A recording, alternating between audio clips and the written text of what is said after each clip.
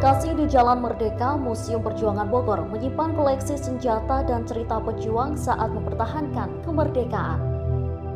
Di Museum Perjuangan ini juga tersimpan rapi sejumlah koleksi surat kabar tua dari zaman sebelum kemerdekaan. Suasana perjuangan dan kemerdekaan sangat kental terasa di sini, mulai dari pintu depan museum. Di bangunan depan museum ada sketsa yang sisi kirinya terdapat lambang bintang segi 5 diapit padi dan kapas. Tanda ini dipakai oleh Legiun Veteran Republik Indonesia atau LVRI yang telah mendapat gelar PKRI atau Pejuang Kemerdekaan Republik Indonesia. Di sebelah kanan sketsa ada lambang Garuda Pancasila diapit bambu runcing yang dikelilingi padi dan kapas. Sedangkan di bawahnya bertuliskan Angkatan 45. Lambang ini digunakan bagi orang-orang yang tidak terlibat senjata layaknya LVRI. Mereka ini adalah seorang politikus, karyawan, guru, tokoh masyarakat, dan lainnya. Sementara sketsa di sisi tengah ada teks proklamasi. Di lantai pertama ini tersimpan beragam senjata pistol, mortir, stand gun, peluru, topi baja, penangkis udara, senapan panjang dan juki kanju hasil rampasan dari Jepang dan Inggris. Ada pula senjata tradisional yang digunakan oleh pejuang RI berupa bambu runcing, granat bumbung, dan granat botol. Pengunjung juga bisa melihat berbagai diorama peperangan yang pernah terjadi di Bogor. Beberapa di antaranya adalah pertempuran Bojong Kokosan, pertempuran Maseng, hingga pertempuran di Batamerwek alias Jalan Kapten Muslihat.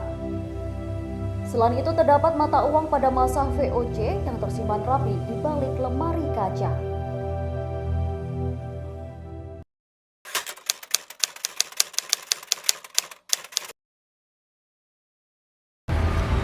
Secara kronologisnya, Museum Perjuangan ini didirikan tahun 1957 bertepatan dengan Hari Pahlawan ya, 10 November.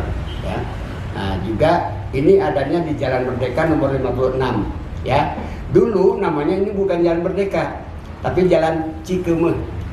Kenapa disebut Jalan Merdeka? Karena ada Museum Perjuangan ini, ya. Nah, diresmikannya adalah tahun 1998 oleh R.A. Kosasi, ya. Nah, terus juga didirikan museum ini oleh para pejuang di saat itu yang ada di berbagai daerah. Bogor punya teritorial yaitu namanya Persinan Bogor. Dan Bogor terdiri dari Bogor, Sukabumi, Cianjur, dan sekitarnya termasuk Depok ya. Nah jadi Museum Perjuangan ini didirikan oleh para pejuang di saat itu yang ada di berbagai wilayah. Kesepakatan untuk membuat Museum Perjuangan di sini yaitu supaya ini Bogor sebagai sentralnya karena koremnya juga kan di sini ya, walaupun sekarang juga.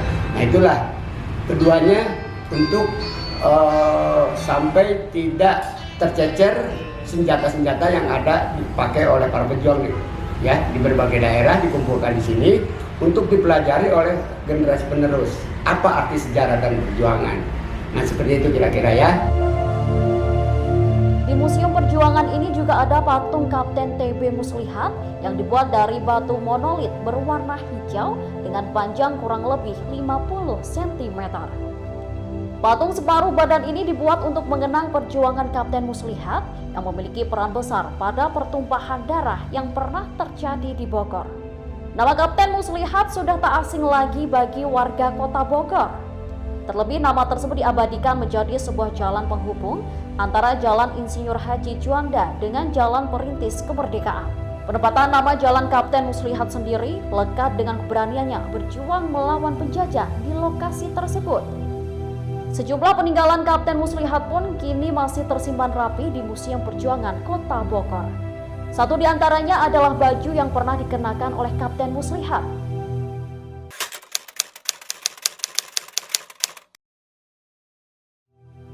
Itu pun Jalan Kapten Muslihat. Kenapa di situ dijadikan Kapten Muslihat? Ada patungnya dan segalanya. Karena Kapten Muslihat bertempur di situ, wafat di situ, ya kan? Dijadikanlah jalan dan monumen di situ, ya kan? Itu melawan tentara Inggris, yaitu yang di seberangnya itu ada kantor polisi sekarang. Itu markas tentara Inggris, ya. Makanya ya, jangan mengompongkan sejarah. Makna sejarah itu jangan dihilangkan sedikit pun. Selain peninggalan Kapten Muslihat, ada pula peninggalan bersejarah lainnya yang dipajang di Museum Perjuangan. Menurut pengurus museum, koleksi yang ada di Museum Perjuangan ini tak hanya berasal dari wilayah Bogor saja. Koleksi benda bersejarah itu tak hanya disimpan di lantai pertama saja.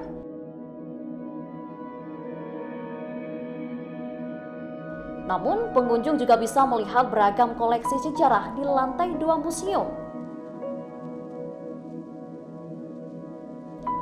Beberapa benda yang dapat ditemui di antaranya seragam tentara dan bendera merah putih. Ini merupakan benda asli yang dulu digunakan pejuang ketika peperangan tanpa pernah dicuci sehingga masih terlihat ada noda darah dan lusuh.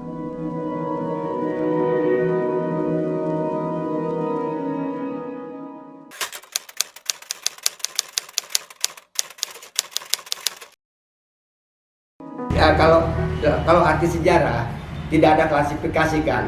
Sekecil pun peniti, sekecil pun kancing yang ada itulah artinya itu adalah benda sejarah. Jadi tidak keistimewaan ini senjata ini dan tidak.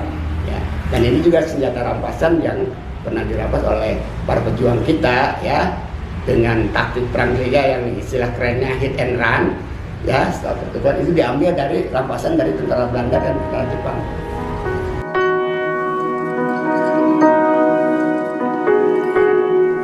Menyimpan banyak cerita perjuangan, Museum Perjuangan Kota Bogor sangat menarik untuk dikunjungi. Terlepas dari itu, kondisi Museum Perjuangan Kota Bogor terlihat cukup memprihatinkan. Misalnya saja, atap museum yang tampak bolong bahkan mengelupas. Kesan remang-remang pun cukup terasa saat memasuki ruangan museum. Hal itu dikarenakan minimnya penerangan di dalam museum.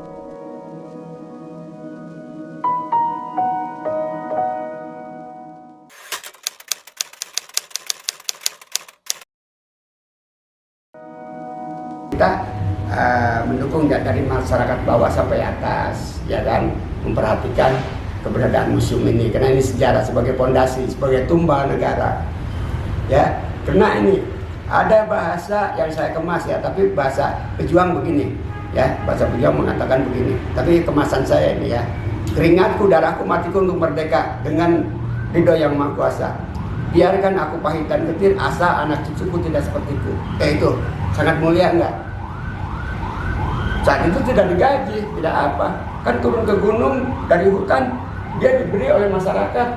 Ada yang memberi singkong, rebus ubi, ya kan, di film-film dokumenter. Itu memang satu kenyataan. Dan ingat juga di situ para wanita kita ikut bertempur, tapi ke medan tempur, tapi bukan untuk bertempur. Untuk apa?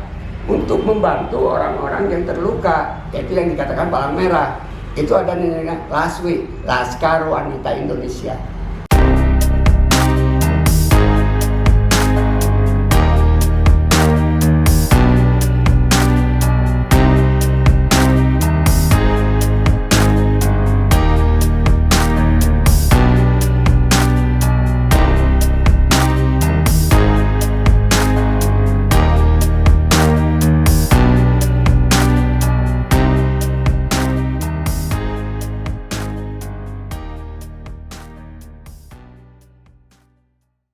Terima kasih sudah nonton.